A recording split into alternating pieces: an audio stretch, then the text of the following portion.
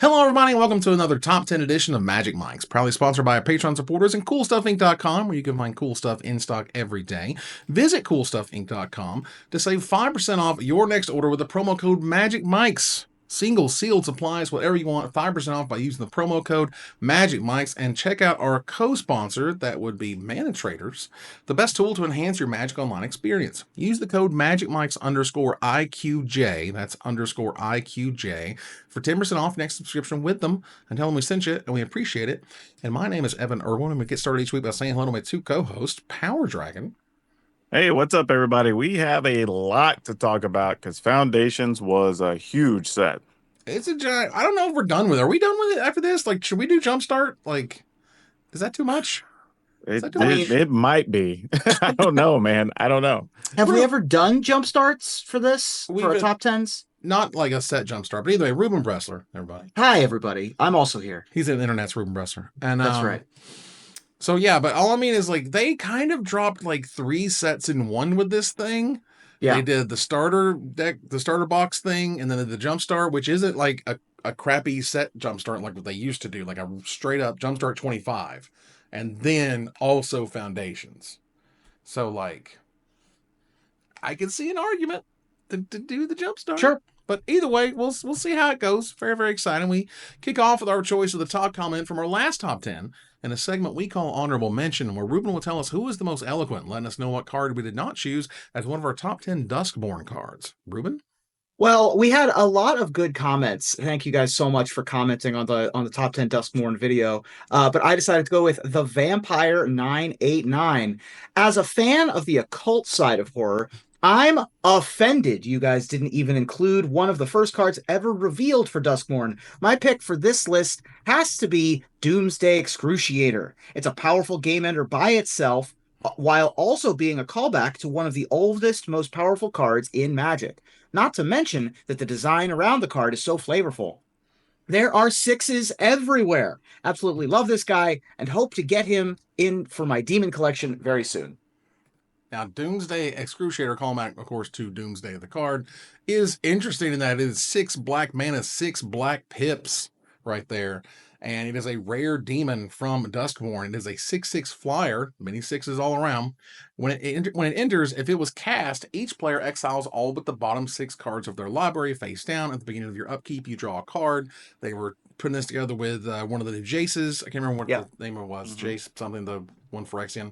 And to mill them to do that. Everybody gets the 6 cards. You mill them out. Game over. This made it all the way to Worlds. So this combo is legit. For sure.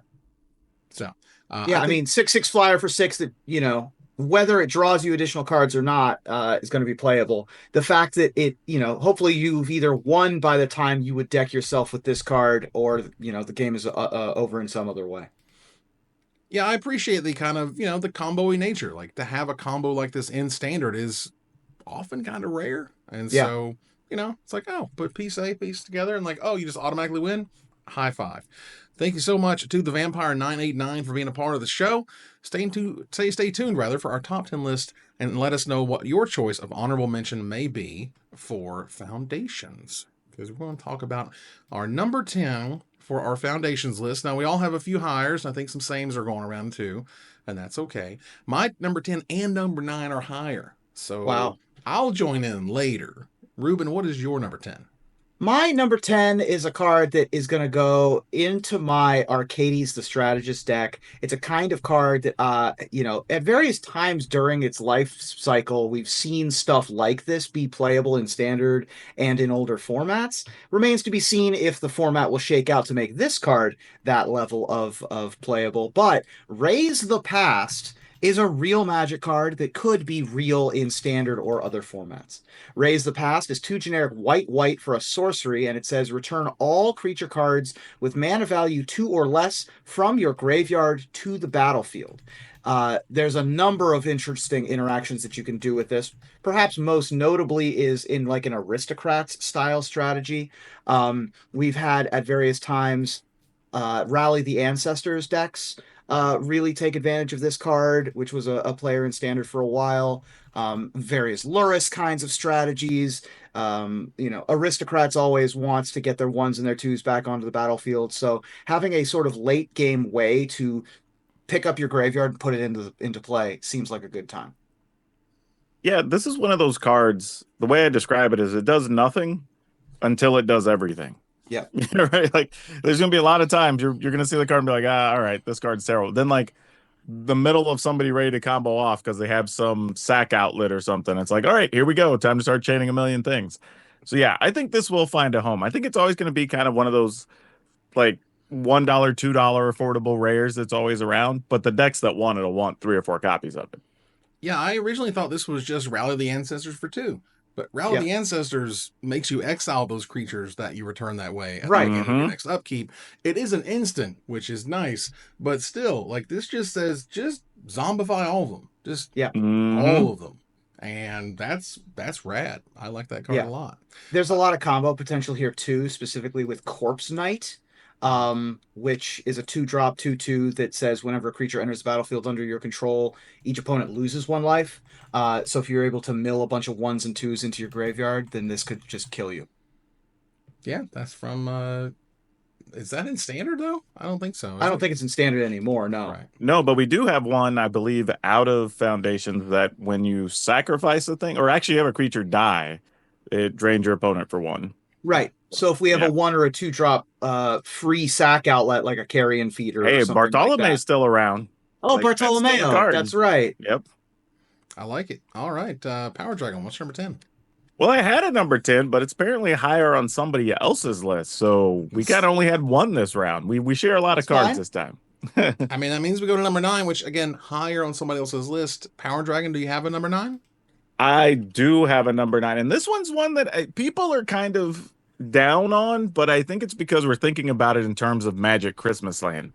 But you don't need to be to make this card work. And we're talking about Alesha, who laughs at fate.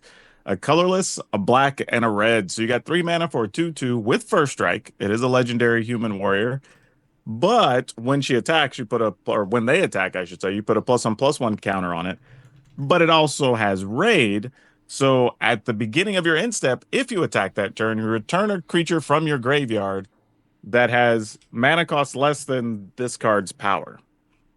Like, there's a lot happening here. But the interesting thing is this card doesn't have to attack. Right? Kind of how we were just talking about, you might want sacrifice things or whatever. Like, all right, you have a 1/1 that gives you something when it dies. Like, you just get to attack for free because if they block it, you're just going to get it back at the end of turn. Like, if not, you get some damage in, right? Really, it could be a 2/2, really. And then, if you have some other way to put counters on this as well. I think there's a lot of cool stuff going on with this card. You just can't think about it too big. You want to put it in something where you have some smaller creatures that you can just get value out of, but if you get to the later stages and it lives, then it really has a big payoff. Yeah. Important to note that it's less than or equal to, so you can get back to 2-drops like Accursed Marauder, or there's another 2-drop that makes your opponent sacrifice something, I think. You could also do Kroxa also on the first turn, which is very nice. And then once it starts attacking, it's very difficult to block having first strike. So then you can start getting back bigger and bigger stuff.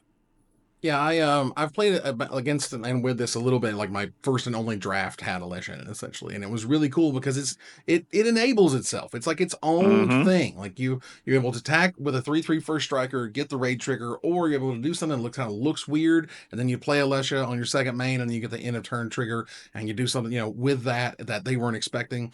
This card is really surprising in really interesting ways, and once it gets high enough in terms of like its mana value, or I'm sorry, its power, it can get a little crazy, and I like it. Ruben, what's number 9? My number 9 is the first of my 2 hires. I swear, well, we had one number 10, one number 9. That's right.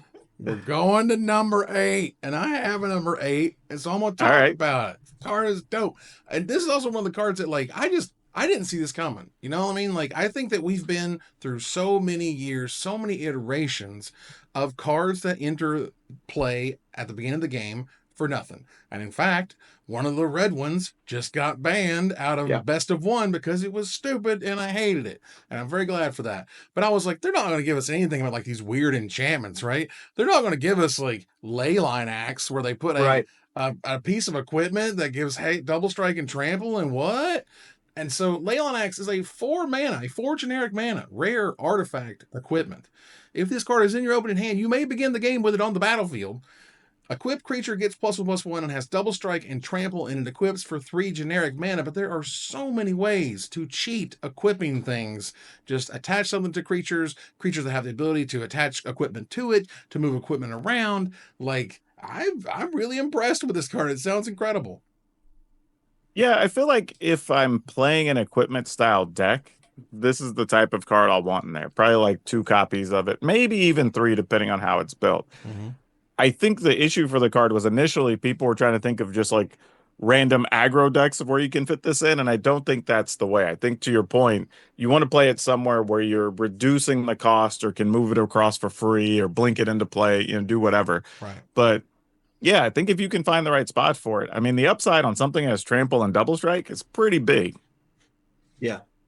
Yeah, the double strike is in particular just super impressive. I mean, this is the effect that you get from Embercleave, and the same equip cost as Embercleave, just with slightly different beginning text. And we all know how important that Embercleave ability is. Now, obviously, we don't get to combat trick this one, but we aren't paying retail. Like, we can just sneak it into play. That can help us with Metalcraft. That can help us with getting permanents into play for whatever reason we need them to be in play. So if there's a way to, get a 2 drop down and then just straight up equip it on turn 3, I think that this card has a chance.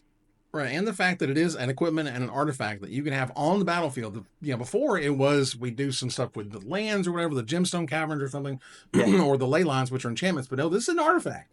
And that can often matter. And I think one day there may be a point where it doesn't even matter that it's a equipment. Who cares? It's just a free artifact I can put into play before the game starts. Like, we'll see. All right. Let's go back here to number 8 for Ruben. What you got? So there is a card that has been around since the early 2000s that Evan in particular is a huge, or maybe even before that. I forget when the set came out. When did Champions of Kamigawa come out, Evan? 2004. Oh, gosh. Yeah. 2004, so the early 2000s. Mm-hmm. And there is a card, I believe, from Champions. Let me verify this, actually, before I make a fool of myself. It's from one of the Champions Kamigawa Betrayers, sets. Right? Or Let me make Saviors. sure. Let me make sure. Champions of Kamigawa. Great. Yes. There is a card from Champions of Kamigawa that has seen play for the entirety of its length of time in various decks. Because it does one very important thing, and it does it very well. It deals 3 damage for 1 mana. And we have a new one in our newest set, and instead of having to target your opponent with a Lava Spike, now all you have to do is pay a red mana, and you get to Bolt Wave. Bolt Wave is very simple. It is 1 red mana, it is a sorcery, it is an uncommon, and it says it deals 3 damage to each opponent. This can be important for a variety of reasons, not the least of which is that Leyline of Sanctity exists, and various ways to give yourself Shroud and Hexproof exist, Witchbane Orbs and Ivory Masks and what have you. This gets around all that. And for 1 red mana, you can deal a bunch of damage. In multiplayer, it also does a thing, right? If you're playing 2-Headed Giant, you deal 6 to your opponent's face. If you're playing Commander, it can do something too, but in general, what we're doing here is playing this in Modern or Pioneer burn decks, and it does what it says on the tin. Yeah, I think this is one of those ones that people looked at for Standard and started going, oh, we can play this since we don't have Lightning Bolt. And I was like, nah, that's not what this is meant for. I think you're right. This is going to be something you see more in Modern and older formats, just helping solve some problems for those particular decks. Yeah, this was my number 10. This is... I mean, it's one of those things. It's hard to really explain, particularly like to new players, where they're just like, I don't get it. You're like, it doesn't stop anything they're doing or whatever. It doesn't really affect the board. You're like, no. This is, the rule, the philosophy of fire, right? Like counting to 20, and like what you can do with that. And I think this is only just like the fixed multiplayer version. Also, you can't target planeswalkers because back in the day with the redirect rules or whatever, Right. they just updated Lava Spike to now target a player or a planeswalker, and I think that can matter. But honestly, planeswalkers, as I understand it, aren't that big of a deal in multiplayer formats. So Yeah. this is really about being able to ding everybody at the commander table instead of just picking one person to kind of target, as it were. Lol. But yeah, card is great. I love it, and it was my number 10 for a reason. Power Dragon, what's number 8? Well, what's interesting, this is the first time that's happened since I've been doing these top 10s for you. Both my 8 and my 7 are higher on somebody else's list. Wow. 8 and 7. Now, we are getting a lot of reprints in this set, and we decided for this top 10 to only focus on the new cards. Right. And in doing so, that is only 133 new cards. Right. So we were going to be stepping on each other's toes a little bit as it pertained to this top 10. Right. And that's okay. And you know what? Look, as we move on in here to number 7, and the fact that only Ruben and I have a number 7, and the fact that Ruben and I's number 7 is the exact same. I've been doing we this all too know long. what it is. I've We been all doing know this what too our long. what our And number if you've 7 is. listened to this program for any length of time, you know exactly what number 7 is. And I just decided, you know what? I'm going to stop fighting it. I don't want to fight it no more. I don't want this to be like my number 3, and then you later on become like, well, this is my number X because of X, Y, and Z. Obviously makes thematic sense. And I'm going, okay, fine, Ruben, you win. What's our number 7? Our number 7 is the Sire of Seven Deaths. Mm-hmm. Of course it is. Of course it is. The Sire of Seven Deaths is a 7/7 for 7 generic mana. It's an Eldrazi. It is a mythic in the set, and it has 7 different keywords on it. It has First Strike, Vigilance, Menace, Trample, Reach, Lifelink, and finally, to tie it all together, Ward of Pay 7 life. It's got 7 legs. It's got 7 heads. It's got 7 like floaty things or whatever. It's 7's all over this thing, and it's 7 like I don't know. It's like the number of 7. Like the flavor text of the one that's not extended art is like 14, so it's divided by 7. It's the whole damn thing. All right, it's a whole 70 thing. And if you're going to 7/7, you're 7/7s while you 7. It can't not be number 7. Them's the rules now on the podcast. Okay, when they go that hard on a number, it's that number on the number top 10. I'm sorry. Yo, dog, I heard you like 7s. So we put 7s on your Sire of Seven Deaths. Yeah. So I will be interested to know because not only is this a lot of 7s, but 7 does have relevance, particularly in Tron. When you have Urza's Tower, Power Plant, and Mine, you are able to play Karn Liberated. You're able to play Mere Battlesphere. I am interested to see if Sire of Seven Deaths can get there in that slot. Traditionally, that creature has been Wormcoil Engine. And the advantage that Wormcoil Engine has is that if it dies to Doomblade, you get some board presence. Whereas if this dies to Doomblade, you're doming your opponent for 7, which isn't as good. So I'm interested to see if this will find a home in Tron, if this might find a home in something like a Cloud Post, or if an Eldrazi deck wants to use this in a competitive format. In addition to that, you're also going to see this all over the place in your casual formats. And oh, by the way, you can also do this in your the Soul Flayer deck with Urborg Scavengers, giving those all your keywords as well. Oh man, like that. Look, I know, and this person may never be public facing. This person may never be able to talk about it. But I know somebody in that wonderful building at Wizards had to be like, look, we got to put these keywords in the middle here, all right? And we got to do all 7 right, just like this. And like, why don't you left land? So I was like, oh, shut up. We're going to do it in the middle. And it's going to look cool. And it's going to be awesome. And we're going to love it. And I don't know who that person is, but God bless them because it's awesome. And I love it. And I think that's great. So good for them. Let's move on here to number 6. Power Dragon, what's number 6? Number 6. This is actually a cool card that I don't know quite where it's going to go yet, but I know I want to play with it, and that's Zul Ashur Lich Lord. Yeah. Yeah, this one's one that I can't not want to play it. It's a 2-mana 2/2, so a black and a colorless for a zombie warlock. It does have Ward of Pay 2 life, which is kind of cool. You don't really get that on small creatures, so they at least get punished if they use like a cut down on it or whatever early. But you can tap it, and you can cast a zombie creature from your graveyard this turn. This is just a good, useful card. Like, it's a body you can fight with early, but then late game, it becomes a card your opponent has to get rid of, right? They have to ignore something else. Otherwise, you're like, okay, we'll start by getting the zombie lord back, so everything's pumped up, and then we just go from there. And even more importantly, they don't come back with the finality counter. Yes. It's just cast a target zombie out of your graveyards. You just get to do it again. So it's like, yeah, this card, really cool. Yeah, this card was probably my 11th card off the list. This card is extremely scary. That ward of pay 2 life is really surprising on this card because it's already a 2/2 for 2 in black that can attack and block with a relevant creature type. And it lets you rebuy from your graveyard. You're able to, for example, rebuy any of your death trigger zombies, things like Undead Augur or Stitcher Supplier.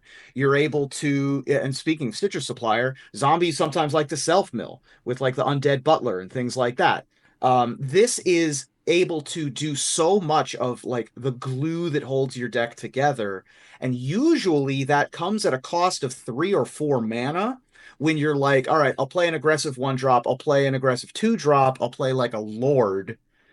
Then the glue that holds it together is 4 mana. Like my number 10 is returning all my creatures to the battlefield. Or, you know, like your double raised deads or whatever in that case. This being so cheap means that you can attack with it early and use it as an engine late. And it's hard to kill because of that ward. This card is incredible.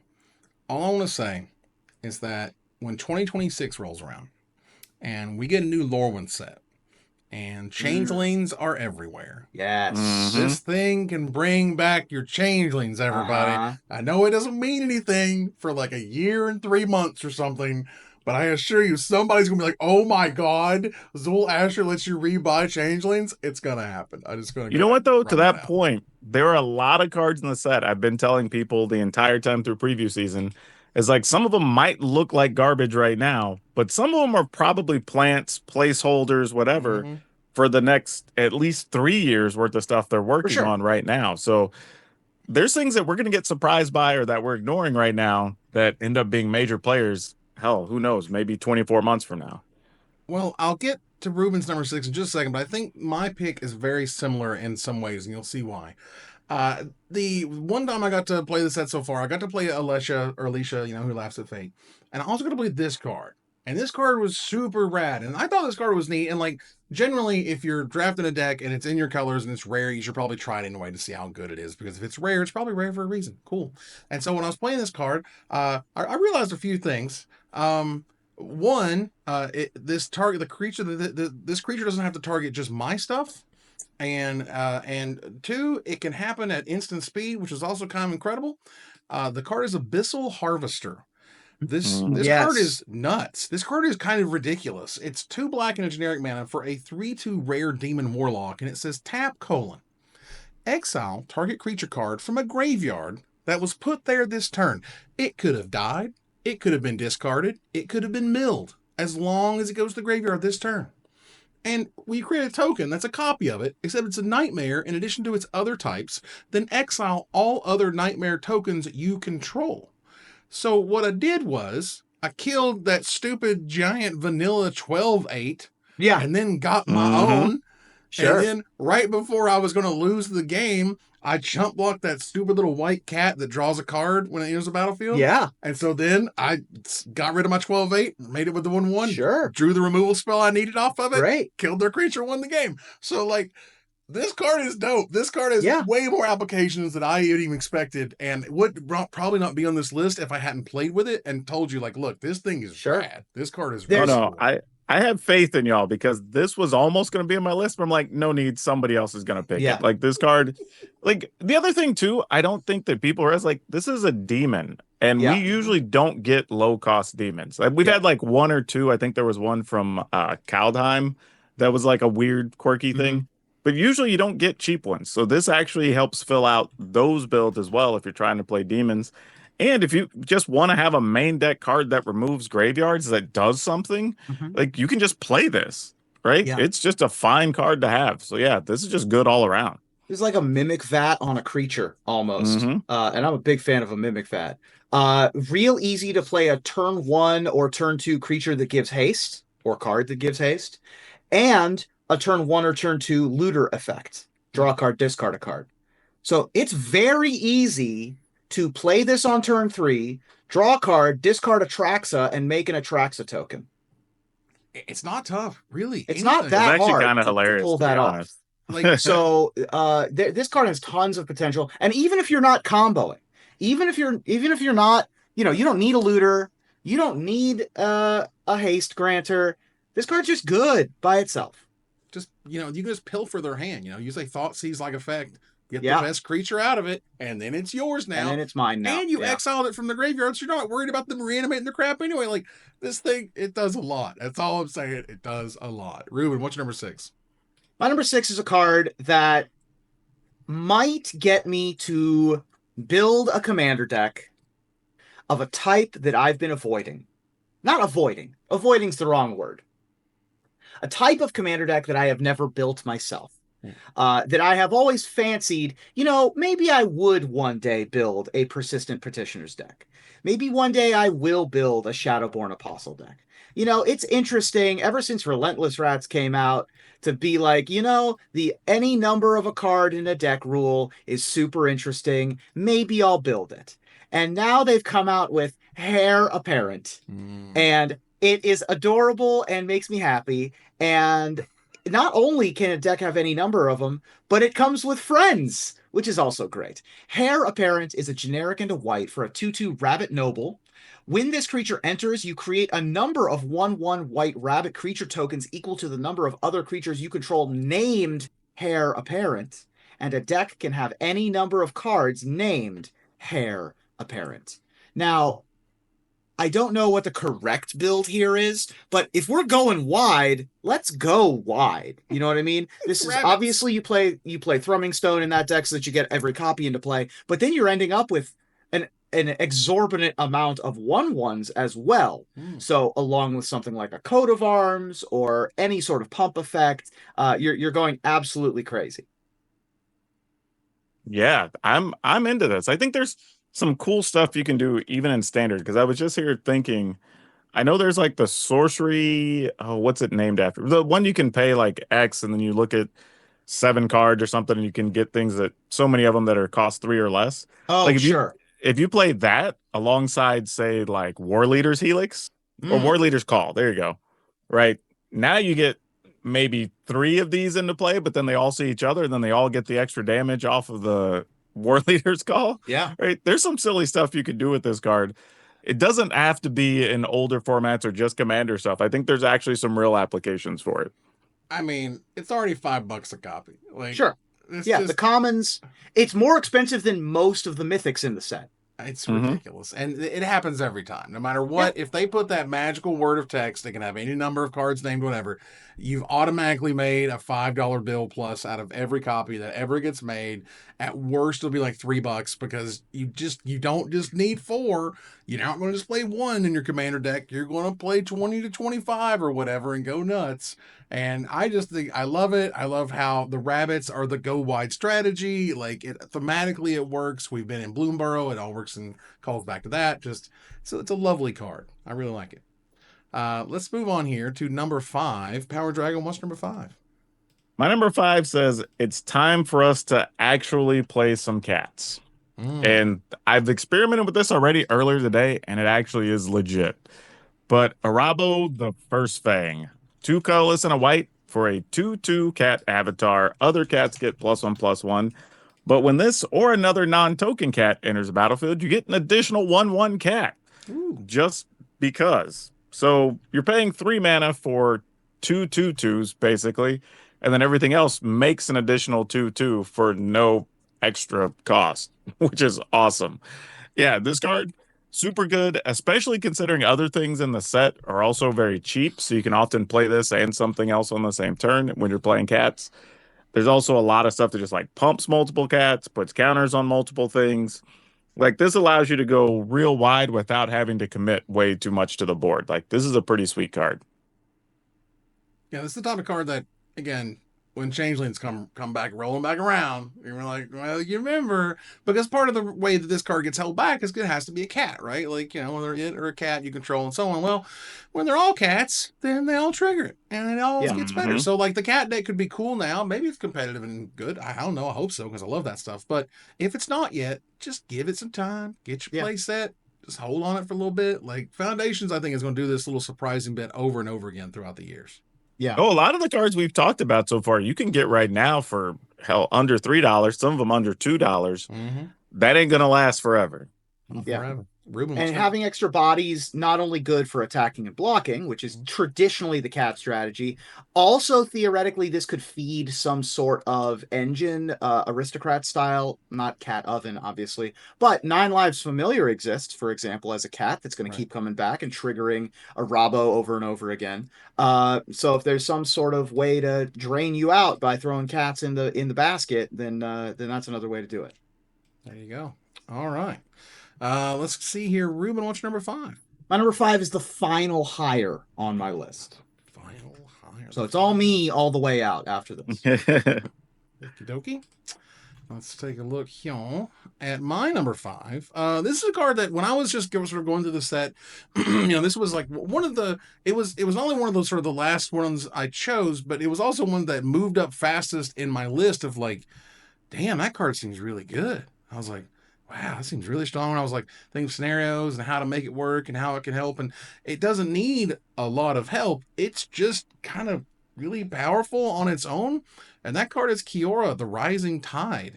Yeah. Kiora, the Rising Tide is a blue and 2 generic mana for a 3/2 rare legendary Merfolk Noble. And when it enters, you draw 2 cards and discard 2 cards. You get a free catalog just right there. And we used to pay a whole card and this mana for a catalog. But no. Not only does it do that with a 3-mana 3/2 body attached, it has threshold of whenever they attack, if there are 7 or more cards in your graveyard, you just make a Scion of the Deep, a legendary 8/8 blue octopus creature token. It is extremely easy to get 7 cards in your graveyard by the time this thing attacks on turn 4. Like, it's just crazy easy. I don't know how else to say it. Like, they've given us lots of enablers. This thing seems really easy to turn 3 mana into an 8/8 or 3 mana into a 3/2 and an 8/8 if they didn't deal with it already.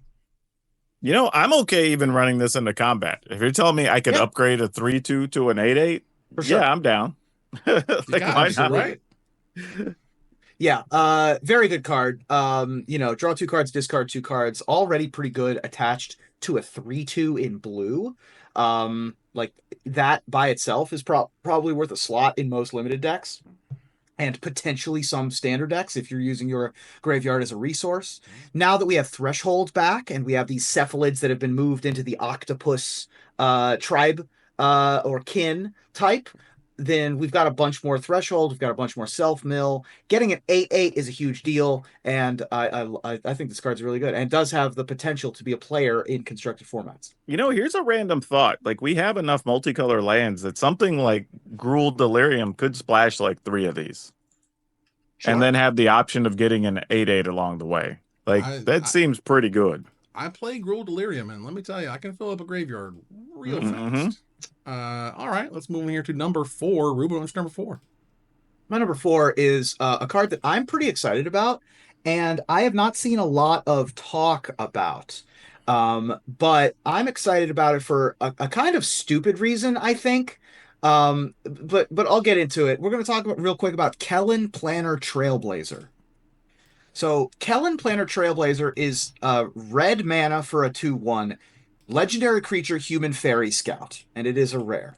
This is this set's Figure of Destiny. This is this set's Warden of the Fifth Tree, the level up guy, the guy that goes, you give a first investment, then you give him a promotion, and then finally you give him a 3rd promotion. Kellen, we've heard the story of Kellen over the last year or 2 of Magic the Gathering sets. Started as a scout, then went and became a detective, and then went and became a rogue. So for 2 mana, if Kellen is a scout, which he starts as, it becomes a human fairy detective that gains whenever Kellen deals combat damage to a player, exile the top card of your library, and you can play it this turn. Then for 3 mana, if Kellen is a detective, it becomes a 3/2 and gains double strike. So keeps that other ability, keeps its, it starts as just a vanilla 2/1, then it gets the ability to effectively draw you a card. It like impulses a card, Right. and then becomes a crazy strong beater and card advantage engine. Now, why am I excited about this card? He's a fairy, which means Spellstutter Sprite works with him, which makes me very happy that you can go red-blue fairies with Kellen. So you go turn 1 Kellen, turn 2 Island Pass, and then if they play something scary, you counter it, and if they don't, you level up Kellen.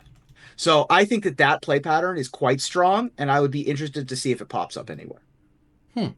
Yeah, it's also a human, which Yes. means if you're looking for another quality 1-drop, that's an option down the road.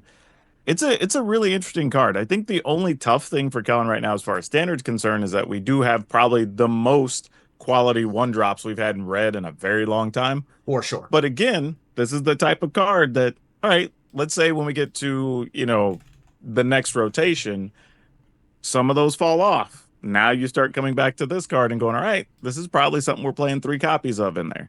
So it's another one that might get pushed aside here in the early goings, but I think has really high upside down the road. I just, this is the exact type of card, first of all, that I love. I love Level Up. I like Level Up as a mechanic. Long live Level Up. I don't care people who don't like it. Screw y'all. Mm-hmm. There's dozens of us. Either way, I love this card as well because it's sort of almost like a thinking man's red card. Like it gives you options and different ways to play it and whatever. And right now it's just like Heartfire Hero, Scamp, Yeah. slam, slam, slam, slam, or you dead, slam, slam. Like that to me is just not interesting. There's not a lot of, choices usually involved in that type of deck. Versus this, we're just like, hey, you can do this. You can pay 2 mana into it, or you can play a different creature, or you can pay 2 mana into it, or use this spell to stop your opponent from doing something. Like, give me those cool different options. And I also appreciate the fact that you can wait until the end of their turn to use these abilities. They don't necessarily have to be, done at sorcery speed, which happen to hold back a lot of level up anyway. Yeah. So I appreciate that level up, being leveled up in that way. Yeah, this card's dope. I think it's really sweet. Yeah, we won't always live in a heroic world. We won't always want to have cards that target each other. We won't always have the Ley Line of Resonance combo. Someday we will want to have just good 1-drops that are self-contained good value, and this does that. There's also some random commanders that you make some small stuff unblockable and do some things, get some access to some extra cards. Like it could fit there too. For sure. There you go. Power Dragon, what's your number 4?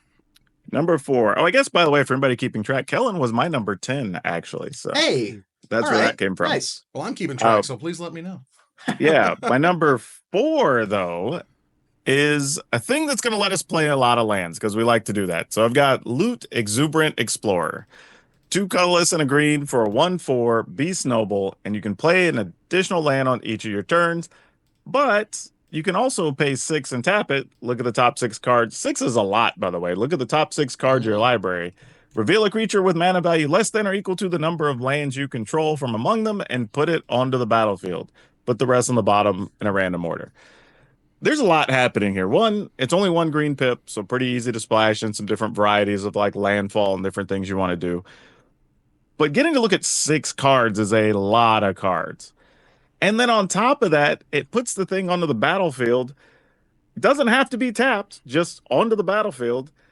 And you don't have to do it at sorcery speed. Yeah. Like, they gave this card every chance possible to be playable. It's going to be unfortunate if it's not, because they have given you all the right words on here to make it work. I mean, look at the sequencing, right? Like, it's a 3 mana 1/4 that you can play an extra lands. Okay, so turn 3, play your 4th land. Turn 5, draw a card, play your 5th, and then play your extra land. That's your 6th. And here we go. And it's on. It's there. It's ready to go. We're there. That's fantastic. I love that kind of sequencing of like, it doesn't explain to you that it could be used next turn, but it can if you just have a few more lands in your hand. Yeah. And it's also not even counting a Llanowar Elf that is able to find you a 5-drop a turn early as well. This was my number 5, by the way. Nice. This card is very similar to Kinnan Bonder Prodigy, which is a staple of the CEDH metagame. There's lots of 6-drops. Like if we're paying 6, it's likely we have 6 lands in play.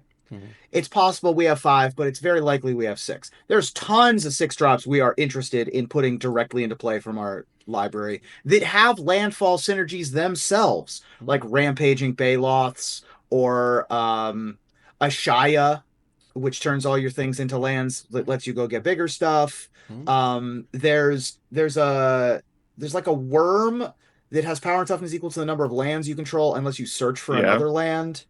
There's Lumra, the new bear that puts a whole bunch of lands from your graveyard into play. So there's a bunch of stuff, even just in landfall synergies, that you want to be playing along with Loot. I think that Loot is an extremely powerful card. 1/4 for 3 is sticky as hell. That is a tough card to get rid of.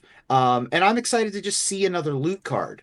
Because Loot, I thought, was, the whole point of Outlaws of Thunder Junction was kind of to introduce this character. So to give us this is really exciting. I'll say this too about the card is I think it could end up being one of those commander popular cards down the road too, because pretty much anything with green and creatures can just play this card for upside later in the game. So lots of value to be had on this card. For sure.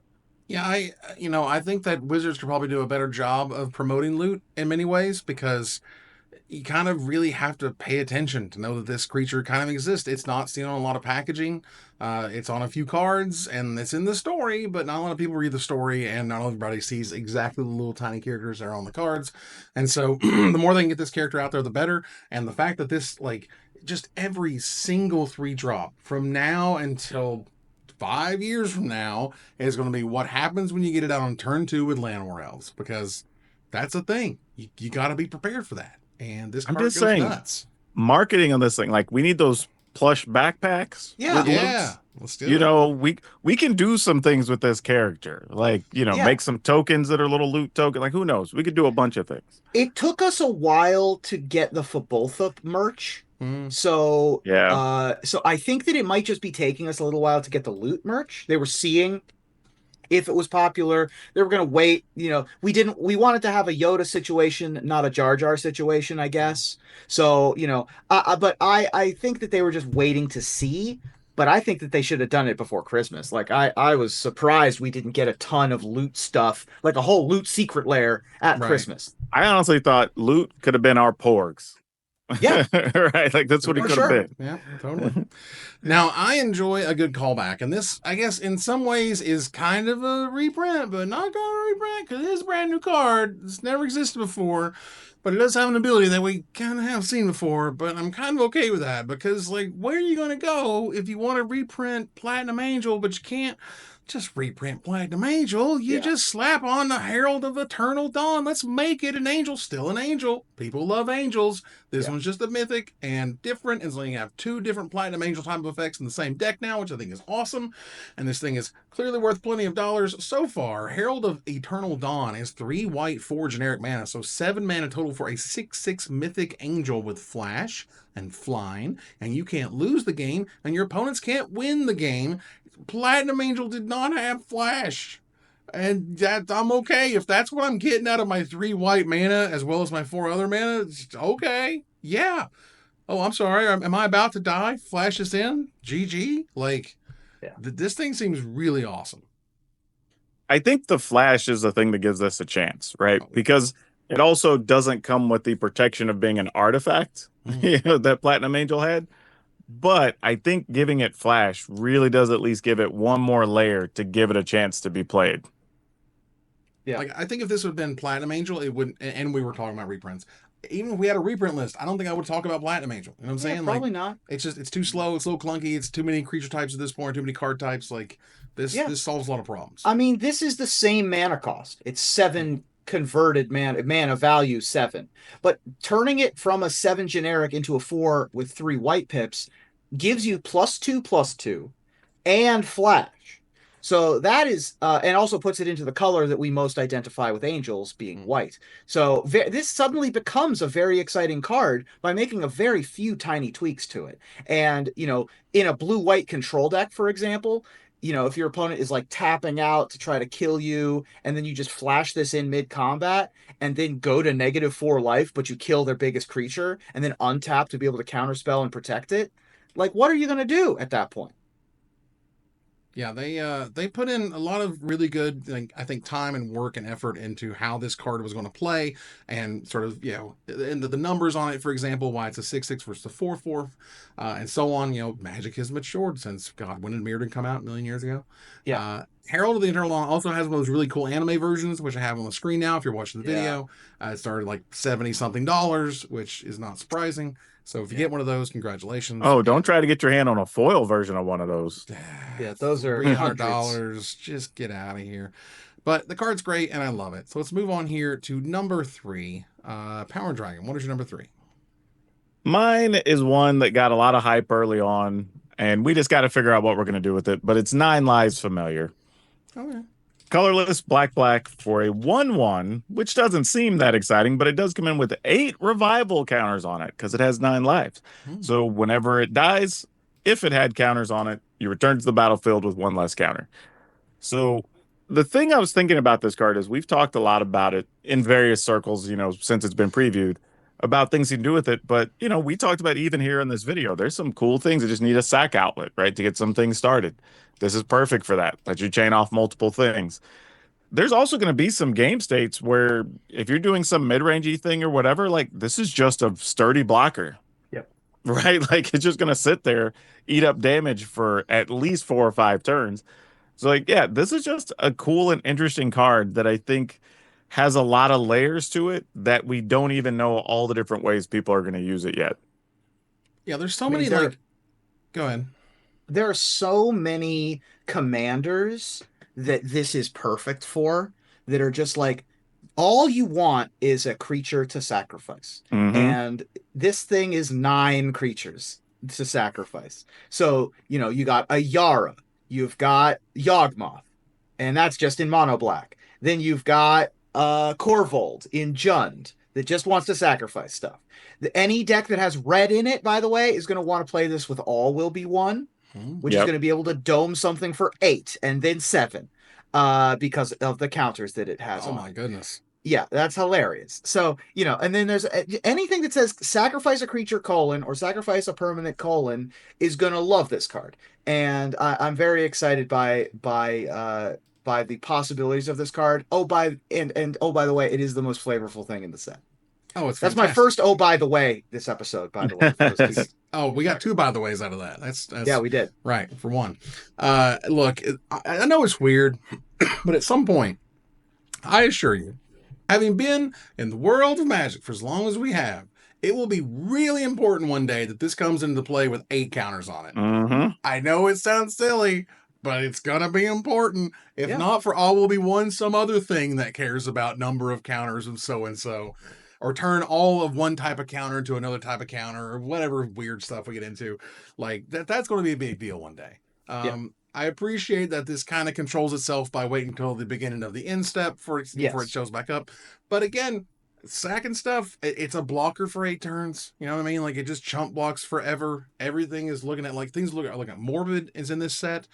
Sack for value is in this set. If something dies with a certain power, it's always this small every single time to have those triggers. So like this card is primed, but also appreciate how flavorful and how cool this card is, because this is the exact type of card you show somebody who never played Magic and you're like, look at this. You get it, right? You understand it can die 9 times. And I love that stuff. I think it's great.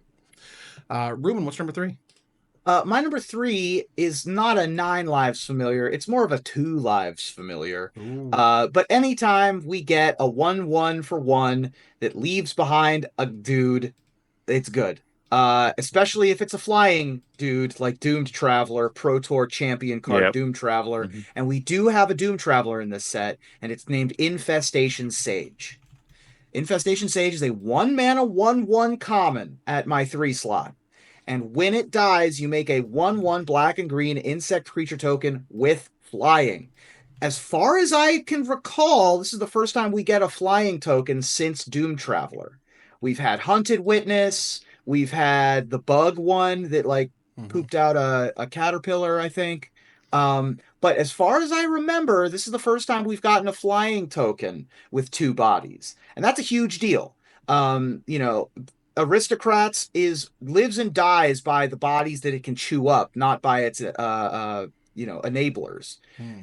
And Infestation Sage is the cream of the crop when it comes to that kind of stuff. I think it's pretty important that it makes an insect as well, because there's a couple of other cards in standard right now that reference insects. Hmm. It's also a green card that it makes as opposed to being a black card, so that Right. has some implications.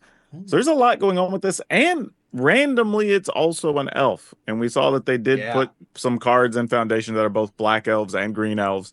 So yeah, this might find a spot in a few different builds.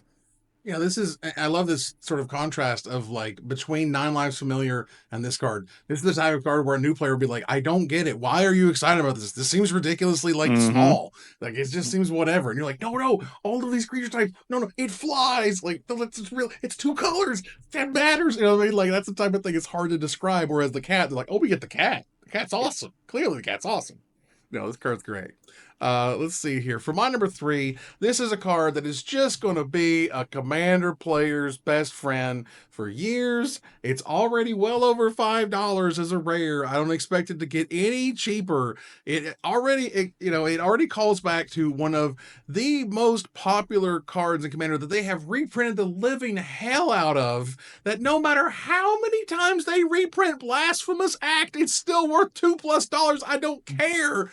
But now we have Blasphemous Edict, and that card is it's a whole heck of a lot. If you have not checked it out yet, let's take a look here. This card is 2 black, 3 generic mana for a rare sorcery, but you ain't gotta pay all that. Instead, you can pay 1 black mana instead of this spell's mana cost if there are 13 or more creatures on the battlefield, and then each player sacrifices 13 creatures of their choice. So you're telling me in a game of Commander you can't get to 13 creatures in like 2 turns or something, and then just be like, yoink, let's go ahead and restart, have our 1 mana Wrath right here. Yeah. Yeah, I think this is good for Commander specifically. Yes. However, I do think this is another one of those cards that once we rotate out, the other 5 mana sweeper we're playing right now in standard, because you can Sunfall? exile something. The black one that lets you exile a card or whatever if you, whatever the sacrifice things from your graveyard or whatever. Mm-hmm. But the thing about it is, I think once this becomes the standard sweeper for black, it's going to be really good, because now you can't even save a creature from anything. Like, it's just sacrifice, which is a really big deal. So yeah, I think this may not see a lot of play early on, but Commander players, I think, are going to take this and run with it. I think Deadly Cover-Up is what you're trying to Yeah, think of? that's the card. Yeah. There you go. So yeah, I think this to me is just like, it's made for Commander. Yeah. There's nothing wrong with that. Yeah. It's totally cool. Well, it's made for multiplayer. Yeah, it's made for multiplayer. Yeah, cool. It's a lot easier for there to be 13 total creatures in play with 4 players than it is with 2. Right. But it's not impossible. Like, we make a bunch of tokens all the time. If heir apparent decks or something become popular, then we're gonna have a hell of a time with this card. I mean, it's going to see a lot of sideboard play if that becomes a big strategy. Is kind of the go wide strategy. Well, this right here solves it in 1 mana. 1 mana. They couldn't make it any cheaper based on its a condition, which I love. So let's move on here to number 2. Ruben, what's number 2? My number 2 is a card that I think is getting a tiny bit of hype, but not. I think it should be hyped more. I think that this card is extremely powerful, but I think that it is named and flavored in such a way that somehow it just is going under the radar. Correct me if you guys have differing opinions on Spinner of Souls. That was my number 7, so I agree. Okay, so you're on board with me. Spinner of Souls is a 4/3 for 2 generic and a green with reach, and it is a spider spirit. Now, already we've got a spider spirit named Spinner of Souls. Very fun. 4/3 reach for 3 mana. Already good rate. Like, I'm pretty happy there. Whenever another non-token creature you control dies, you may reveal cards from the top of your library until you reveal a creature card. Put that in your hand and the rest on the bottom of your library in a random order. So now every creature that dies replaces itself in your hand. You're able to, you go 1 drop, 2 drop, play this before combat turn 2, and then if they trade, you just draw 2 more creatures from your deck. and that's before you get into any kind of chicanery with, sacrificing for maybe a birthing pod style effect or any other sort of combos, or a wrath for that matter. You go Spinner of Souls with 3 creatures on the board, and your opponent plays a Blasphemous Edict. You're going to draw a handful of creatures to be able to replay after the wrath goes off. So I think that this is an extremely good card for a pretty low price. And depending on where we end up in terms of the burn spell du jour of standard, this could live and die by that standpoint.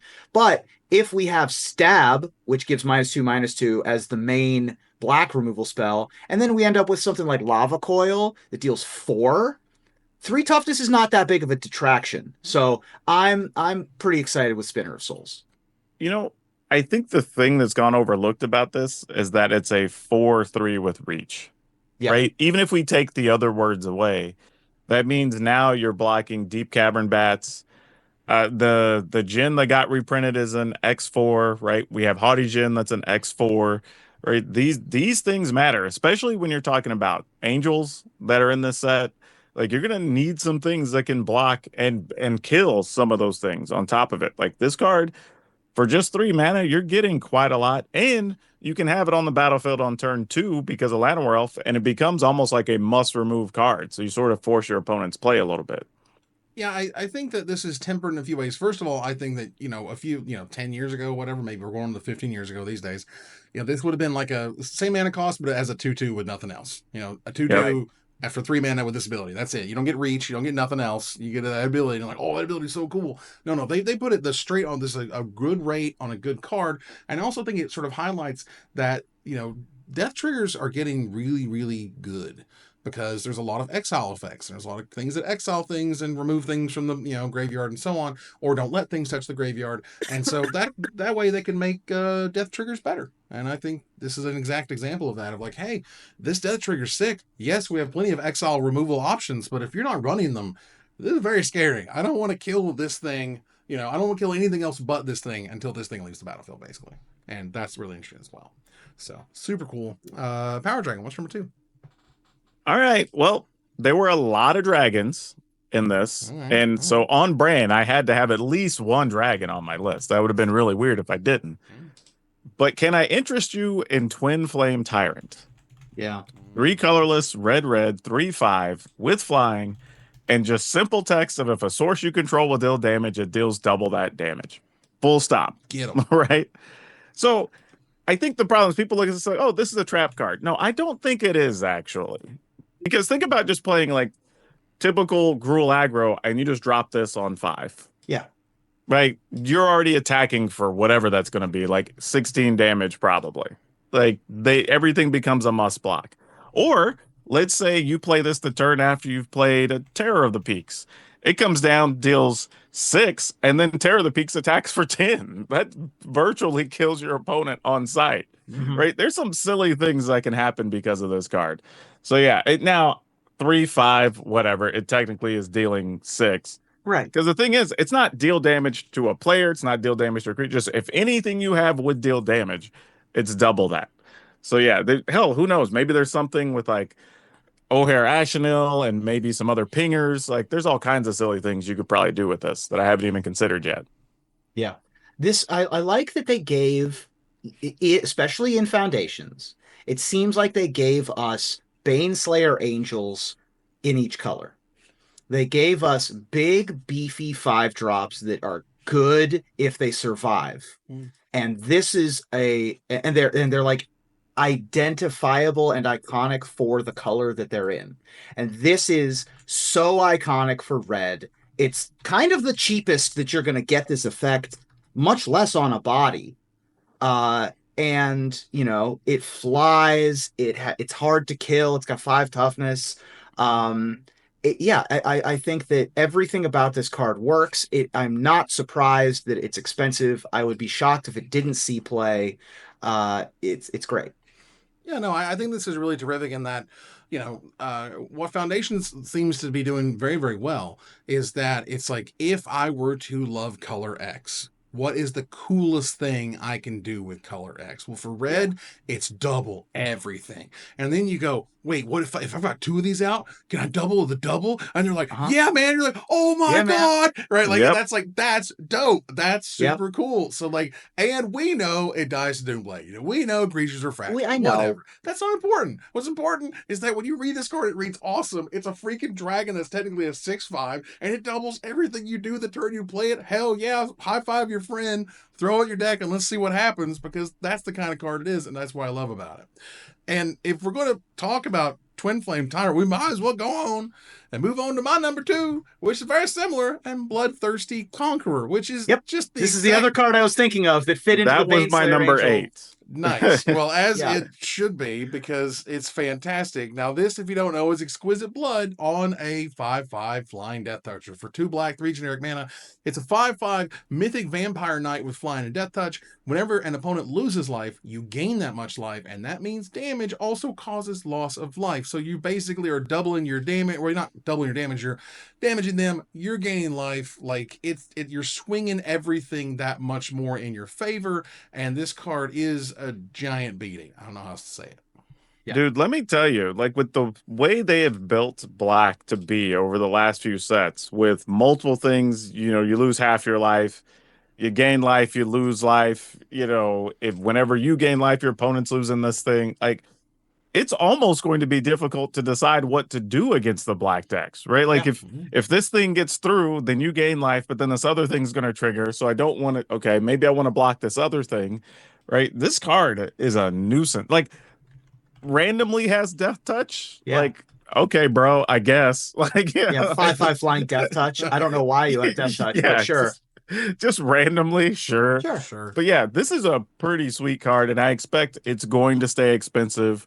So many decks are going to want this. Like, it's just, all around quality. So yeah, I had no choice. This was definitely my number 8 for good reason. Much like the Twin Flame, if you have a board presence when you play this, it is going to do something immediately. Other than that, it is a great follow-up to a Wrath that is just a big house that, you know, is going to have to get dealt with on its own without, you know, you might just have to use another Wrath on it by itself. Extremely powerful card, extremely desirable effect. That vampire creature type is relevant. Let us not forget. Another thing to drop into play with Sorin. Card is amazing, and I love the we've gone back to our roots. What does a vampire player want? They want a big angry flyer that sucks the life out of somebody. Amazing. We did it. Yep. I just love everything about this, and between this and the Twin Flame Dragon, it's just fantastic. Move on here to our, let's see, we did your number 2. We're going to go to our number 1. Ruben, what's your number 1? I think that going with me at number 1 is correct, because I think my number 1, I had my number 1 written down immediately. This was the easiest one on my list, and I don't think anybody else. Does anyone else have any hires left? No. I have one left. Oh, you do? Okay, so I don't know if it's Power Dragons. Then it's probably mine. It's probably Power Dragons, because I don't know how much people appreciate this card, and I think that this card is by far the best card in the set, from a constructed standpoint, from a commander standpoint, and for me personally, for my Arcades the Strategist deck. We're back to my love of defenders and blockers, and my number 1 card is Crystal Barricade. Wow. Crystal Barricade is a generic and a white for an 0/4 wall with Defender. It is rare. It says you have hexproof, and it says prevent all non-combat damage that would be dealt to other creatures you control. You have hexproof is nice. Like, that's good. Sure. But prevent all non-combat damage that would be dealt to other creatures you can... Are you joking? With my, like, Pyroclasm proof board, with my Pestilence proof board, you're never going to be able to burn anything ever again until you get rid of my 0/4 for 2 mana? That's unreasonable. And, oh, by the way, you have hexproof. This card is incredibly potent, incredibly powerful. It's going to be a nightmare in the sideboard of every format that is able to cast it. And I just love it so much. And I think that I can't imagine anything else being my number 1 for this set. Well, you know what decks don't want to see this? Those decks that are playing Bolt Waves. Yeah. Right? Because they're probably going to have some other burn damage that they're going to be trying to target you with. Mm-hmm. And this is one of those cards. It's like an 0-4. It's going to stonewall most things that they're going to be attacking with early. Like they can't really supplement it with like a lightning bolt or whatever to kill it. So that's not really going to work. And it also happens to be an artifact. That's not irrelevant either. There's a lot of different decks that want cheap artifacts that also, give you an 0-4 blocker. So yeah, this is kind of a cool card. Yeah. This is the card where you're just like, nice burn deck, bro. Like, Yeah. enjoy spending all of your mana, get rid of this stupid thing. Because if I have 2 copies of it, you're just gonna hate all life at that point. And it's just kind of silly. I don't know. I mean, there's a reason it's $2+ already. I didn't see this one coming, but there's a lot of Rubens out there, who know about and love these things, and that's important. So yeah. So if we move on here to Power Dragons number 1, if I am correct, this would be my and Ruben's number 9, Oh, as okay. well as your number 1 Power Yeah. Dragon. That makes sense. This card just, I don't know. I've read it like 8 times, and every time I just say why. Like that's all I've got, man. Like Coma World Eater. Oh, 3 colorless, green, blue.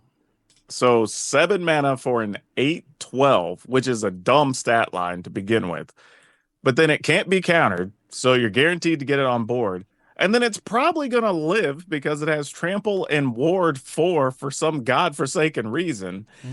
And then, if it needed more text, whenever you deal damage with this, combat damage, you get 4/3/3 blue serpents. Like, an 8/12 is absurd. Like, I mean, it's so big. You almost have to triple block this to hope it doesn't connect with trample. So you're not giving them another 12 power worth of creatures onto the battlefield. Like, right. this thing is done, and it just blocks forever being an 8/12. Right? This thing is ridiculous. Ridiculous. And the other Coma was good, but this is just outright scary. So to be clear, Ruben, this is not your number 9, is that right? This is not my number 9. Okay, so my number 1 is your number 9, which is fine. Yes. That said, this card's a house. This card's an absolute ridiculous. It is my number 9 for a reason. This card is look, Ward 4, as we have seen with that Kappa Cannoneer thing, is just hexproof. It's just hexproof. It's just hexproof. I'm sorry. If you're already paying 4 extra mana, you're paying $1 million. Doesn't matter. You're skipping your whole turn to do something about this. Dies to 6 mana Doomblade. Right. It's not going to be a thing. You got me. Like, bruh, this card is silly. I love it. If it wasn't for the Atraxas of the world, I think, or the Valgavoths, this would be reanimated a lot more than I think it's going to be. Because if there's any kind of like sneak attack like effect, this is exactly the kind of card I want to be using it on. Yeah. It's beautiful. Any sort of grindy mid-range ramp game that you play in like a blue-green ramp deck where you go, turn 2 rampant growth, turn 3 explosive vegetation, play this as early as possible. This is exactly the kind of card you want on that standpoint. Not only because it itself is a house, but it also defends you once it starts attacking. Develops its own board presence, is very sticky, allows you to get damage in even with the trample. Very, very good card. Card is ridiculous, and I love it. And it's a silly serpent doing silly serpenty things, and whatever, it's fine. Coma show up and do dumb stuff. It's fine. We love you for it. Now, for my number 1, which process elimination, I think has to be Ruben's number 9 at this point. Yeah. This to me was, I've been looking back, particularly every time we do a top 10, and I go back to kind of our previous top 10s, and sometimes they're just wildly off, you know what I mean? Like in terms of things that the set is remembered for, things that you played the most out of the set, things that made the most impact long-term and so on, yada, yada, yada. So I was just trying to think, okay, what card, when you look back, could be one of the most beloved and or like chased after? You need this card in your deck. You want to play this in all of your cool tribal decks. You want to play this in a standard deck because you love the bunnies or rabbits or whatever, and I'm just like, knowing what Coat of Arms is and what it does and reading Banner of Kinship was my number 1 Not even really close. These things are a little under $5. You better get y'all set as soon as possible, because Banner of Kinship is a 5 generic mana rare artifact that says as it enters, choose a creature type. This artifact enters with a fellowship counter on it for each creature you control of the chosen type. Creatures you control of the chosen type get +1/+1 for each fellowship counter on this artifact. This is the top of your curve in a tribal deck. This is where you want to go. This is the card you want to blink if you can blink something once you've got a whole bunch of your tribal cards out.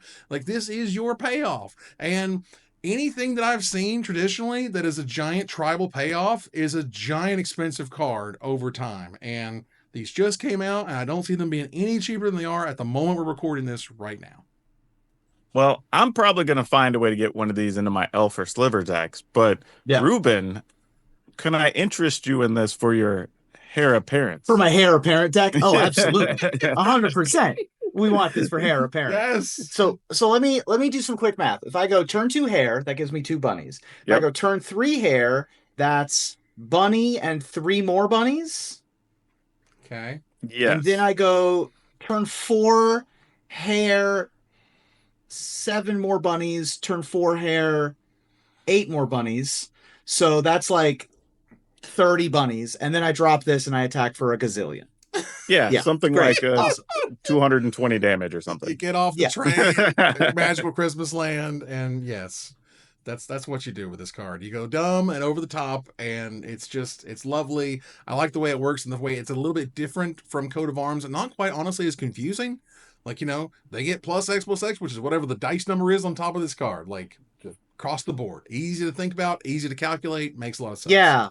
That's another thing I like about this card is Foundations, in addition to being something that is going to be around a while and is something that is supposed to harken back, is also supposed to be pick up and play friendly. Right. And unlike Coat of Arms, this has counters that stay consistent, right. Which means, and a lot of new players, when I play with them, they identify how much things are getting pumped by with dice anyway. Right. So the fact that this does have counters on it is kind of a big deal and will help new players be like, I have 4 counters on my banner, my creatures get +4/+4. Rather than trying to constantly do the Coat of Arms math or the Lord math of various kinds. And I'll also say this for the card is that, again, I think people look and say, oh, well, Magic Christmas Land, what if you only have like 2 or 3 things out? Okay, that's fine. Right? Yeah, like my stuff is +3/+3 forever. Like everything I play after that is +3. Everything becomes a for real threat. Like that is fine. Yeah, Coat of Arms was almost like too clever, honestly. Yes. Because it recalculates everything if you Doomblade something. And that just sucks, honestly. Because then you have to go, okay, what's this and what's that and what's this? You know what I mean? Like, no, dude, it's plus all this across the board. Turn them sideways. Like, figure it out. You know what I mean? And it's not going to rapidly change because you did 2 or 3 removal spells, which I think is great. All right. That said, you can see our top 10 on your screen right now for all of y'all to review. 2 hires, 3 hires, all over the place with our stuff, which was fun. Take a look at my list, as well as Ruben's top 10, Power Dragon's top 10 as well. We want to hear from you about what card we did not talk about. And we'll select our favorite to highlight our next top 10. But before we go, I want to thank my co-host. Thank you, Power Dragon. Hey, it's good to be here, but I'm going to dive right back in the trenches and making some more decks with Foundations for Standard because there is a crap ton to explore, not a lot of time. So much. Thank you, Ruben. Man, it is going to be hard for me to not want to see Foundations as the set of the year, or maybe even as the decision of Wizards making of the year. I know we had some great banger sets this year. We had Modern Horizons and Bloomburrow and some big hits this year. But in terms of, going back to basics, going back to your roots and teaching people how to play the game and welcoming new players in and letting them get their feet wet without, throwing paragraphs of text at them. Foundations is spectacular. It is just a magnum opus of game design, and I'm absolutely in love with it. Yeah, I feel very similar to, like, I think there's certain sort of benchmarks of like the core set, 20, the M10, for example. Remember that was a Yes. giant, Mhm. way forward. And this to me is another giant, like, we're confident in what these cards do and the abilities and the payoffs and the top end Yep. mythics of what you're able to do with these colors. And I think they did a great job there. The set looks absolutely fantastic. So congratulations to Wizards on that. And with that said, let's go ahead and move on to our final slide. I want to thank our sponsor, CoolStuffInc.com. Use the promo code MagicMikes to save 5% off anything in your order. Our co-sponsor, ManaTraders.com. My co-host, Power Dragon and Ruben Bressler. You guys for watching and listening, and hope you support us at Patreon.com/MagicMikes. Please follow, like, tweet, favorite, share, subscribe to everything social that tells people we exist. Catch us online at Twitch.tv at MagicMikes, on Twitter at MagicMikesCast, on TikTok at MagicMikesCast, our Magic Mike subreddit, and like the Magic Mikes page on Facebook. Well, join us here next week. Same time, same place for another episode of Magic Mikes. Good night, everybody.